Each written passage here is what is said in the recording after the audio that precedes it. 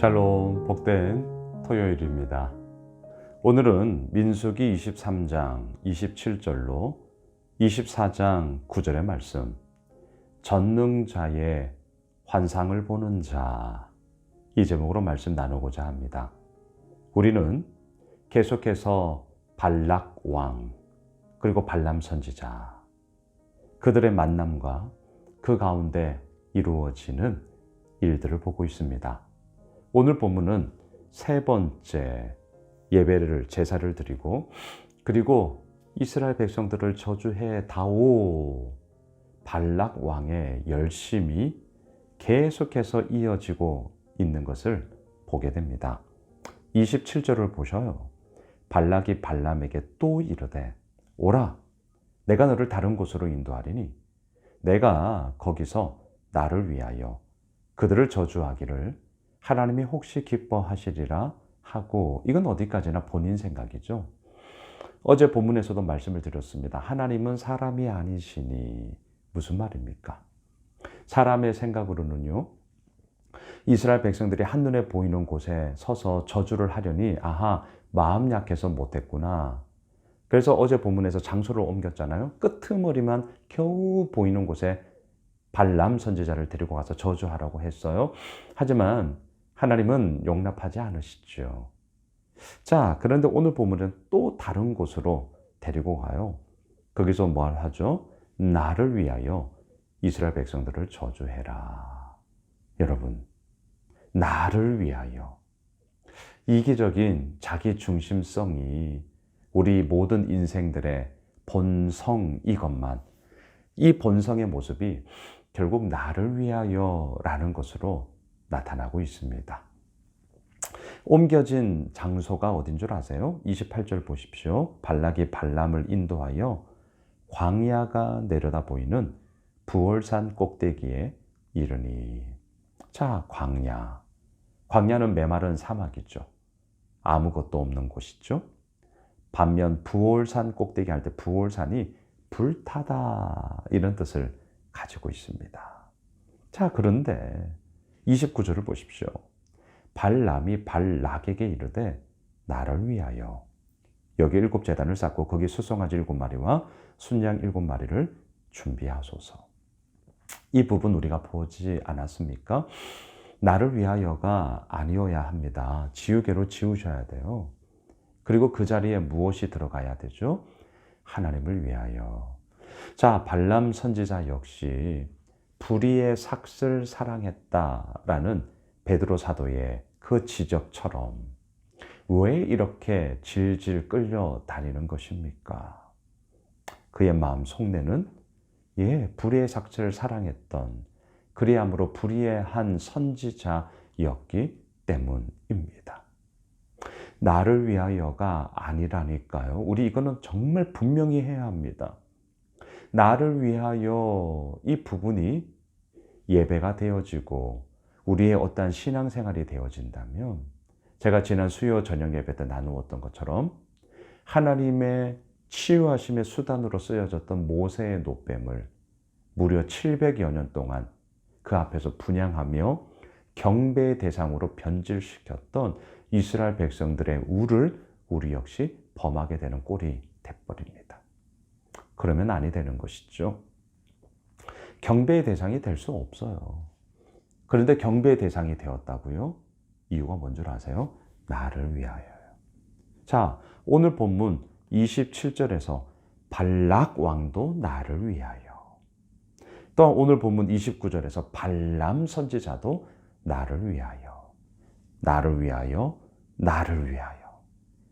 이게 온통 우리가 살아가고 있는 이 세상 가운데 이루어지는 일들 아니에요? 나를 위하여, 좋아요. 좋아요. 저도 때로는 나를 위하여 그렇게 나아가는 이 부분들이 있습니다.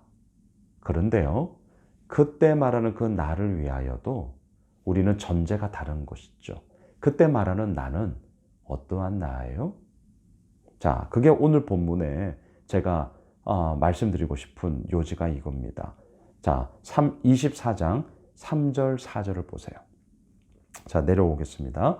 그가 예언을 전하여 말하되 부올의 아들 발람이 말하며 눈을 감았던 자가 말하며 4절 하나님의 말씀을 듣는 자 전능자의 환상을 보는 자 엎드려서 눈을 뜬 자가 말하기를.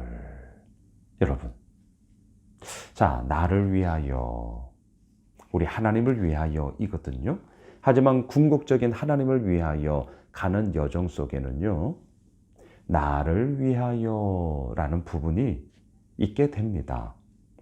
근데 여기서 나를 위하여는 세상이 말하는 정말 이기적인 자기 중심성에 의하여서 온통 내 거만 얘기하는 그 나가 아니에요.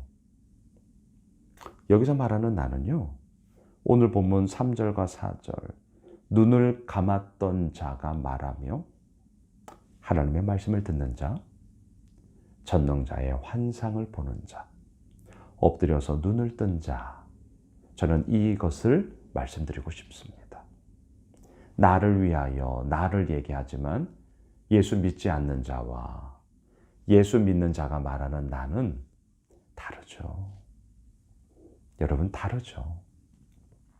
특별히 우리는 누굽니까? 이 4절의 말씀을 계속 반복해 드리고 싶어요. 우리는 하나님의 말씀을 듣는 자죠. 듣는 것으로 끝나지 않네요.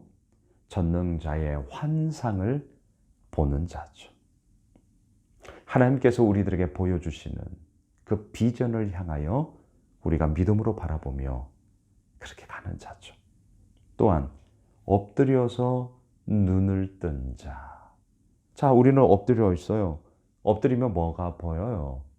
땅바닥이 보이죠. 하지만 땅바닥만 보는 게 아니죠. 눈을 뜨죠. 전능자의 환상을 보는 자와 연결이 되셔야 됩니다. 이게 바로 예수 믿는 자, 우리들의 모습이어야 하고요.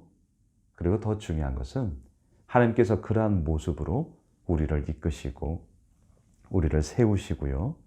우리를 견고하게 그 모든 믿음의 여정의 길들로 그렇게 우리를 이끌어 가시더라. 자, 그리고 한번 보셔요. 계속해서 오늘 본문 6절, 7절입니다. 그 벌어짐이 골짜기 같고 강가의 동산 같으며 여호와께서 심으신 침향목들 같고 물가의 백향목들 같도다. 7절 그 물통에서는 물이 넘치겠고 그 씨는 많은 물가에 있으리로다. 그의 왕이 아각보다 높으니 그의 나라가 흥왕하리로다. 할렐루야. 지금 이 발락 왕과 발람 선지자가 있는 곳은 어디입니까? 광야가 내려다 보이는 부올산 꼭대기입니다. 자, 광야가 내려다 보여요. 하지만 전능자의 환상을 보는 자, 하나님의 말씀을 듣는 자, 엎드려서 눈을 뜬 자, 그에게 하나님께서 보여주신 것은 무엇입니까? 나의 육안은 분명히 메마른 사막, 아무것도 없는 황량한 광야를 보고 있지만 전능자의 환상을 보는 자는요, 광야와는 완전히 다른 물을 보게 되죠. 강가의 동산, 또한 물통에서 흘러넘치는 물, 또한 많은 물가. 자, 이 이미지가 보이십니까? 나의 육안은 메마른 광야를 보고 있지만 전능자의 환상을 보는 자는요, 그 가운데서도 물을 보고 있는 거죠. 어떻게 이룰 수 있습니까? 이유는 간단하죠. 하나님께서, 전능자이신 하나님께서 당신의 이루어 나가실 그 비전, 환상을 우리로 하여금 보게 하시기 때문입니다. 말씀을 정리하겠습니다. 전능자의 환상을 보는 자. 여러분, 이게 예수 믿는 우리들의 능력, 우리들의 힘, 우리들의 소망 아니겠습니까? 하나님은 오늘도 우리를 그렇게 이끌어 가시며 우리를 세우십니다. 바라기는 이 놀라운 믿음의 여정에 그 모든 기쁨과 감사가 풍성이 넘쳐흐르는 귀한 은혜가 있길 주님의 이름으로 축복합니다. 기도합시다. 주님, 그렇습니다. 전능자의 환상을 보는 자, 주님, 우리로 하여금 보여주십시오. 그리고 하나님의 이루어 나가심이 얼마나 크고 놀라운가를 증언하는 하나님의 사람 되게 하옵소서. 예수님의 이름으로 기도드리옵나이다. 아멘. 오늘 말씀 붙잡고요. 내일은 10월 넷째 주 주일 예배가 있습니다. 1부, 2부 또 우리 자녀들의 모든 예배 가운데 하나님의 전능자의 환상을 보게 되는 귀한 시간이 되기를 기도해 주시면 좋겠습니다. 또 우리 가지고 있는 기도 제목 가지고 계속해서 기도합시다.